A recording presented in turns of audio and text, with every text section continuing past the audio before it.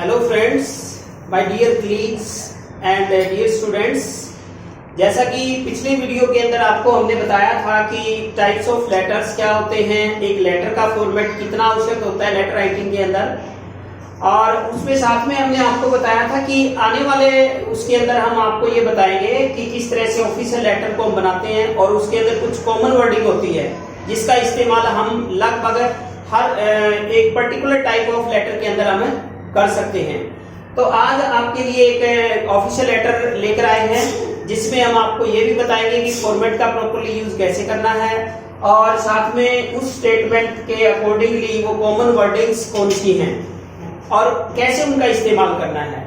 तो ये जो कॉमन वर्डिंग है ऑफिशियल लेटर के बारे में जो मैं इस लेटर में हम लेकर आएंगे, वो ये कॉमन वर्डिंग पर्टिकुलर यदि किसी शहर की, गली की, मोहल्ले की कोई एक कॉमन समस्या है, समस्या पर आधारित कोई भी है, जैसे इसमें हमने स्ट्रे एनिमल्स की प्रॉब्लम को हमने उजागर करना है, इस तरह की यदि कोई समस्या से रिलेटेड है तो उसकी कुछ कॉमन वर्डिंग है जिसका इस्तेमाल हम हर तरह के ऑफिशियल लेटर जो कि किसी समस्या पर आधारित है उसमें हम उनका इस्तेमाल कर सकते हैं।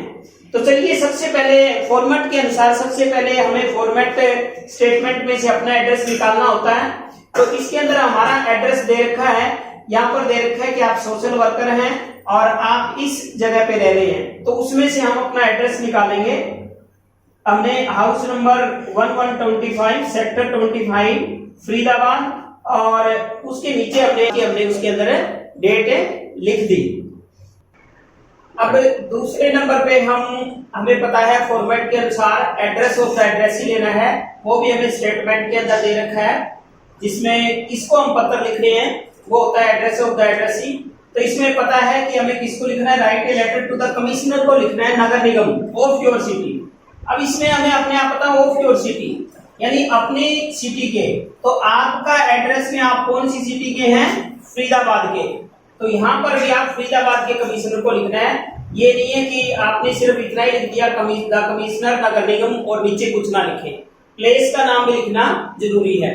तो इस तरह से हमने एड्रेस ऑफ द एड्रेस ही लिखा, द कमिश्नर नगर निगम फरीदाबाद। और एक एड्रेस और लिखते हो उसके अंदर एक चीज का ध्यान और रखना होता है कि आपका जो है हर वर्ड का फर्स्ट अल्फाबेट जो लेटर है वो कैपिटल होना चाहिए एड्रेस के अंदर, ये बहुत जरूरी होता है। इसी तरह से उसके बाद में आपका तीसरे नंबर पे आ जाता है सैल्यूटेशन, आपका क्या नाम है, सब्जेक्ट, कि भी किस विषय पे आप लिख रहे हैं। तो ये शॉर्टकट में लिखना होता है। आपका प्रॉब्लम से रिलेटेड है तो सिर्फ आप प्रॉब्लम ऑफ है, और जिससे रिलेटेड है प्रॉब्लम ऑफ स्ट्रे एनिमल्स है हमारा इसके अंदर देखा है तो स्ट्रे एनिमल्स कर सकते हो। यदि आपका जैसे फ्रीक्वेंट ब्रेकडाउन ऑफ इलेक्ट्रिसिटी का है तो problem of frequent breakdown of electricity हो सकता है, ठीक है। या आपकी जैसे लॉ एंड ऑर्डर के बारे में है, problem of bad law and order situation, इस तरह से आपको शॉर्टकट में बनाना होता है ये, और वो स्टेटमेंट में से ही देख के आप प्रॉब्लम ऑफ आगे लिख सकते हो, ठीक है। इसके बाद में हमारा सैल्यूटेशन है, सैल्यूटेशन में हम कर सकते हैं रिस्पेक्टेड सर है मैडम, यदि हमें पर्टिकुलर पता है सर है या मैडम तो उसमें से हम कोई भी लगा सकते हैं, सर या मैडम। नहीं पता है तो हम ऐसे भी कर सकते हैं रिस्पेक्टेड सर या मैडम। उसके बाद में हमारा आ जाता है कंटेंट या बॉडी पार्ट, जो कि एक लेटर का मेन हिस्सा होता है जिसके अंदर हम हमारी समस्या से रिलेटेड पूरी डिटेल लिखते हैं। तो इसके अंदर हम कॉमन वर्डिंग का यूज कर सकते हैं।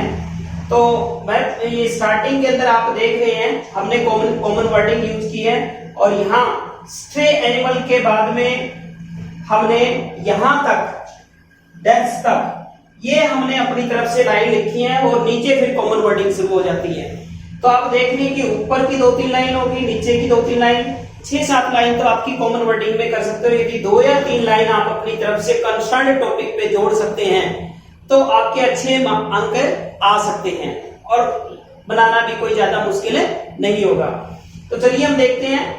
I wish to draw your kind attention to the problem of, ये जो मैंने यहाँ पर अंडरलाइन कर रखा है, यहाँ पे आपको जो भी प्रॉब्लम आती है वो बदलना है। ये जैसे यहाँ पे हमारे पास स्टेटमेंट में स्ट्रे एनिमल की प्रॉब्लम है तो स्ट्रे एनिमल लिख दिया। यदि हमारे पास फ्रीक्वेंट ब्रेकडाउन ऑफ इलेक्ट्रिसिटी की प्रॉब्लम है तो हम यहाँ लिख देते problem of frequent breakdown down of electricity.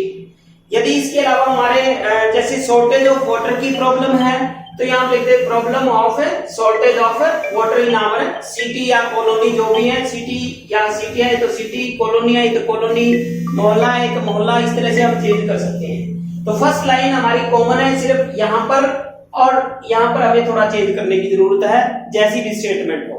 उसके बाद में the situation is very bad, हालात बहुत ही खराब है। People have to suffer a lot, लोगों को बहुत मुसीबत झेलनी पड़ रही है। दे हैव नो ऑप्शन, उनके पास कोई चारा नहीं है। They have to face it, उसे इसका सामना करना पड़ता है। ये इस तरह की कॉमन वर्डिंग है जो कि आप प्रॉब्लम से रिलेटेड ऑफिशियल लेटर के अंदर ये सारी लिख सकते हैं यदि आपको ज्यादा कुछ नहीं आता तो। उसके बाद में ये लाइन है, इससे ये लाइन हमने इसी स्टेटमेंट में से ही बना ली। Stray animals have become a nuisance for the people of the city, कि स्ट्रे एनिमल हैं वो शहर के लोगों के लिए एक सिरदर्दी बन चुके हैं। They often cause accidents as well as jams, तो ये हमें पता है कि ये एक्सीडेंट और जाम की स्थिति का कारण बनते हैं स्ट्रे एनिमल्स। इसी तरह से sometimes they also cause a number of deaths, कभी कभी उनकी वजह से कई सारी डेथ्स भी हो जाती हैं। तो ये हमने 2-3 लाइन हमने ऐड की है, बाकी हमारी यहां से फिर कॉमन वर्डिंग शुरू हो जाती है।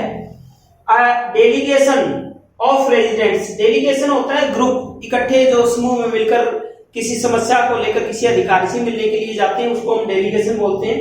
ए delegation of residents have met the concerned department, कि भाई लोगों का एक शिष्टमंडल है वो संबंधित विभाग से मिल चुका है ट्वाइस, 2 बार, वंस एक बार, 2 टाइम्स 2 बार, या कुछ भी लिख सकते हैं यहां पर।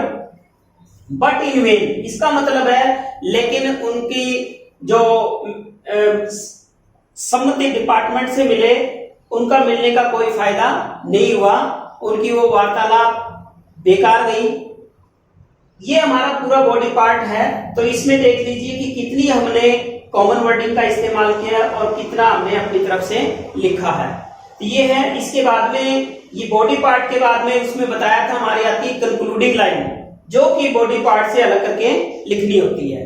तो अब हम कंक्लूडिंग लाइन पे आएंगे। कॉम्प्लीमेंट क्लॉज और नेम एंड डेजिग्नेशन हमारे बचे हैं। ये हमारी कंक्लूडिंग लाइन है, ये भी कॉमन है कंक्लूडिंग लाइन। समस्या से रिलेटेड यदि कोई लेटर है तो उसमें आप इस कंक्लूडिंग लाइन का इस्तेमाल कर सकते हैं। तो इसमें कंक्लूडिंग लाइन है, I hope after knowing all this, मैं आशा करता हूं कि ये सब कुछ जानने के बाद you will consider our problem, आप हमारी समस्या को समझेंगे, and solve it as early as possible, और जितना जल्दी हो सके इसको का समाधान निकालेंगे। योर्स फेथफुली, इसमें भी ध्यान करना है वाई कैपिटल आएगा, और अक्सर क्या है इसमें अपोस्ट्रोफी एस लगा के स्टूडेंट कर देते हैं, जैसे ये लगा देते हैं इसके अंदर योर्स ऐसे लगा देते हैं, ये कभी भी नहीं होता इसके अंदर, इकट्ठा होता है योर्स, पॉजेसिव प्रोनाउन होता है ये। तो योर्स आएगा फेथफुली, संजय नाम है, और नीचे उसका डेजिग्नेशन हमें स्टेटमेंट में दे रखा था सोशल वर्कर है वो, तो हमने इसके अंदर सोशल वर्कर लिख दिया। तो इस तरह से आपका ऑफिशियल लेटर प्रॉब्लम से रिलेटेड आप तैयार कर सकते हैं। यदि आपको आता है फिर तो कोई दिक्कत नहीं है, फिर तो आप किसी भी तरह से वर्डिंग लिख सकते हैं। यदि आपको प्रॉपरली नहीं लिखना आ रहा है, आप अपनी लाइन बनाने में असमर्थ हैं, तो काफी हद तक इस तरह की ये कॉमन वर्डिंग आपकी हेल्प कर सकती है और आप एग्जाम के अंदर काफी अच्छे अंक ले सकते हैं। Thank you, have a nice day.